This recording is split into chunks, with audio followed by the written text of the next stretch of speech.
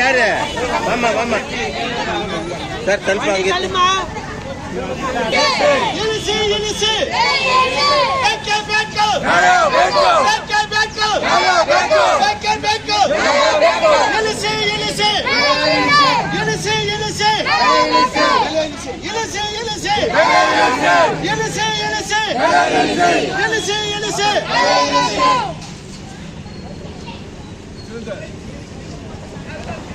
ಹೆಚ್ಚಿನ ವಿಡಿಯೋಗಳಿಗೆ ಪ್ರತಿಧ್ವನಿ YouTube channel subscribe ಮಾಡಿ, bell icon click ಮಾಡಿ.